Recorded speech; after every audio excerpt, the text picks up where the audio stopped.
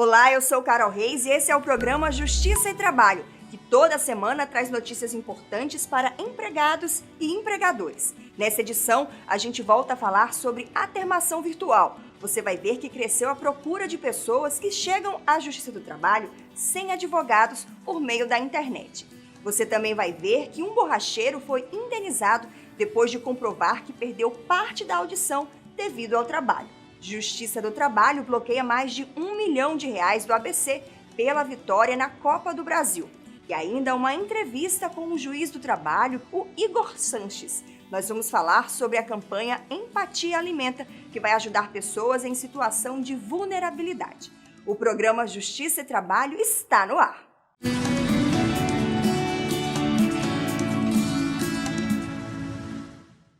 A chamada atermação virtual é uma das maneiras mais simples que a população tem de procurar a Justiça do Trabalho com alguma reivindicação. Por meio da internet e sem advogado, é possível iniciar um processo. E os pedidos nessa modalidade cresceram durante a pandemia. O serviço de atermação virtual disponibilizado pelo TRT-RN é um atendimento virtual que tem como objetivo auxiliar os usuários que necessitam ajuizar uma ação de competência da Justiça do Trabalho. A atermação pode ser feita por qualquer pessoa que possua um CPF ativo e que não tenha advogado. O serviço é gratuito e o interessado precisa apenas preencher o formulário de atermação virtual que está disponível no site do próprio TRT-RN. Franklin é servidor do Tribunal aqui do Estado e trabalha justamente no setor responsável pelas atermações virtuais. Ele explica como o serviço tem sido realizado mesmo diante da pandemia. É essa possibilidade que tem um ex-empregado ou um empregado que esteja precisando de uma informação ou de um ajuizamento de uma reclamação trabalhista, procurar a Justiça do Trabalho, que disponibiliza um setor específico para que seja atendido todas essas demandas. Muitas vezes o empregado, mesmo ele estando ainda em atividade, ele tem dúvidas com relação aos seus direitos trabalhistas, se está recebendo corretamente. Então, ele também nos procura. Eles também nos procuram para poder colher essas informações e ficar mais tranquilo no decorrer do contrato. Com uma demanda que cresce a cada dia, o tribunal tem buscado continuamente aperfeiçoar o fluxo do setor das atermações. E o reflexo desse trabalho tem sido positivo. Seu Manuel precisou de alguns documentos necessários para o seu processo de aposentadoria. Através do setor de atermação virtual, ele pôde agilizar suas pendências, mesmo no formato remoto. De fato, o serviço ele é eficaz, funcionou bem, fui muito bem atendido e recomendo que as pessoas possam cada vez mais usar esses serviços, né? E, sobretudo agora com essa questão da epidemia, a gente ter essa assistência, esse serviço por parte do tribunal é algo bastante positivo. E a gente ouve tantas críticas, né, ao serviço público e algumas coisas nesse país. Então é bom também que a gente entenda que funciona e um projeto, um aplicativo como esse é muito importante sobretudo no momento deste. Eduardo também precisou da atermação. Ele conta que desde o início do atendimento tudo foi muito bem explicado, o que lhe trouxe segurança para acompanhar o desenrolar de seus processos. Hoje eu tenho 2 processos correntes contra meu antigo empregador e gostaria de parabenizar todos os setores envolvidos nesse processo, especialmente o setor inicial de atermação, que recebe a petição inicial de nós cidadãos que protocolamos sem advogado, em especial do servidor Franklin, que foi um diferencial, ele é um exemplo de como atender o cidadão. Hoje, enquanto servidor público federal da Justiça, também uso de exemplo o atendimento dele para atender as pessoas que me procuram. E para quem precisar do atendimento do setor de atermações do TRT-RN, basta entrar no site www.trt21.jus.br. Em seguida, é só descer com a barra de rolagem até o final da página. Lá embaixo será possível ver o ícone da atermação. É só clicar e pronto. O formulário para o preenchimento das informações será aberto de imediato. Ao salvar os dados, é só esperar que os servidores do setor entrarão em contato. Um borracheiro que perdeu parte da audição devido às atividades profissionais e vai receber indenização e pensão. E o bloqueio de mais de R$ 1 milhão do ABC pela vitória na Copa do Brasil. São algumas das notícias da Justiça do Trabalho desta semana. Veja só. Um borracheiro será indenizado pela empresa onde trabalhava depois de perder 10% da capacidade auditiva durante o exercício do trabalho. A primeira vara do trabalho de Mossoró já tinha condenado a empresa a pagar multa de R$ 14 mil por danos morais, além de pensão mensal até os 75 anos de idade, equivalente a 10% do salário por danos materiais. A empresa entrou com recurso alegando que não cometeu atos ilícitos que pudessem causar prejuízos ou danos ao ex-empregado que exercia a função de borracheiro. Mas a primeira turma do tribunal entendeu que o funcionário trabalhava em um galpão fechado, exposto a ruídos de máquinas e equipamentos diariamente e sem interrupções, fato que teve relação direta com o problema auditivo do trabalhador. E a Justiça do Trabalho bloqueou R$ 1.350.000, valor que equivale a metade do prêmio recebido pelo ABC Futebol Clube pela passagem de fase na Copa do Brasil. O valor vai ser usado como garantia para quitar dívidas de 43 processos trabalhistas que não foram conciliados pelo Sejusc, o Centro Judiciário de Métodos Consensuais de Solução de Disputas do TRT-RN. Entre eles, o do atleta Leandro dos Santos de Jesus, o Maquelele, que atuou no clube em 2011. E esta semana, o TRT-21 completou 29 anos com uma sessão solene muito especial. Veja como foi. No dia 16 de junho de 1992, autoridades do Rio Grande do Norte e do Brasil participavam da solenidade que instalou aqui no estado o Tribunal Regional do Trabalho da 21ª Região. Esta semana, no mesmo dia, 16 de junho, autoridades da Justiça do Trabalho Potiguar participaram de outra solenidade para comemorar os 29 anos de história do TRT-21. O aniversário de instalação deste tribunal, que é comemorado nesta data, nos coloca perante o questionamento do seu papel atual. Aproxima-se da marca de 30 anos. Duração de uma geração. Esse período se percebe claramente o cumprimento dos seus encargos com a sociedade, com os jurisdicionados e, especialmente, a firme posição em defesa dos direitos sociais, tanto mais relevante nesse período difícil que estamos vivendo, com a crise da pandemia, a crise sanitária, mas aqui se juntam também outras crises, como uma enorme crise social que afeta tantos trabalhadores, além da crise financeira que também afeta empresas, especialmente as pequenas empresas. A presidente do TRT do Rio Grande do Norte ainda ressaltou a importância do tribunal diante de tantas mudanças nas relações trabalhistas. Temos hoje um perfil muito diferenciado das questões trabalhistas. Já não é mais apenas as questões dos direitos que eram daquela relação de trabalho singular ou que se colocavam no âmbito das disposições da CLT.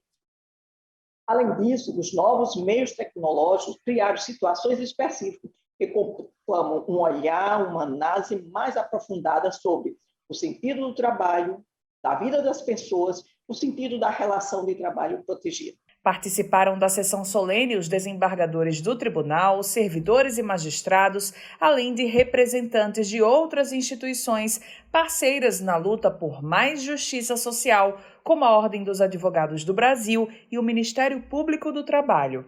Um tribunal jovem, mais reconhecido pela sua agilidade, sua modernidade, um tribunal que mudou a forma com que se trabalha o pagamento dos débitos oriundos no poder público. Foi a partir do exemplo da luta e persistência do TRT que os outros tribunais passaram a procurar tornar mais efetivo essa parte final do trâmite dos processos. Um tribunal que sempre respeitou muito bem a atuação dos advogados. Nós somos soma, né? Nós das instituições, nós como profissionais, mas essas instituições, elas são síntese. Então, a Justiça do Trabalho, hoje, é a síntese de uma construção de 29 anos. Falando de Justiça do Trabalho, aqui no Rio Grande do Norte, especificamente o TRT 21. E essa construção, eu também acho que não é uma obra inacabada, é uma obra incessante, constante e desafiadora, né? Integração com a realidade, descoberta, né? E discernimento sobre os novos desafios e com um compromisso e uma responsabilidade com o aperfeiçoamento da nossa função, da nossa missão. Agora a gente vai para o intervalo e na volta tem uma entrevista com o juiz do trabalho, Igor Sanches. Vamos falar sobre a campanha Empatia Alimenta. Não sai daí, a gente volta já.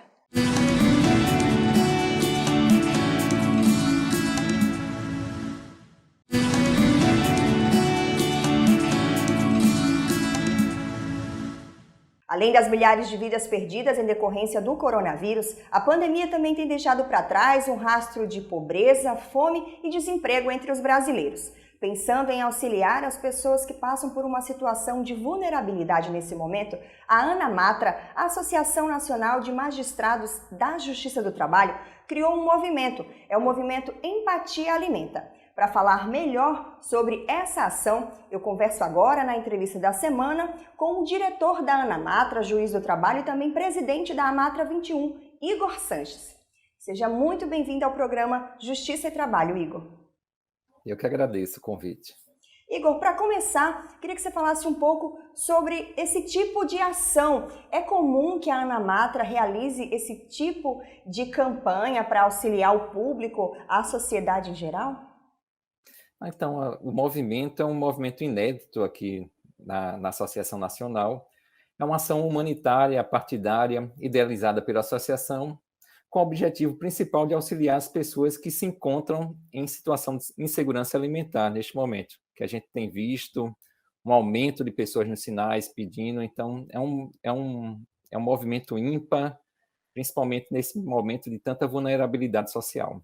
Sem dúvida, é muito perceptível que as pessoas tem muito mais gente morando nas ruas, pedindo nos sinais. Inclusive, a Fundação Getúlio Vargas já apontou numa pesquisa que o nível de pobreza triplicou nos últimos 6 meses. Então, realmente é importante esse tipo de campanha. Mas como as pessoas podem participar dessa ação? Como é que ela está sendo realizada?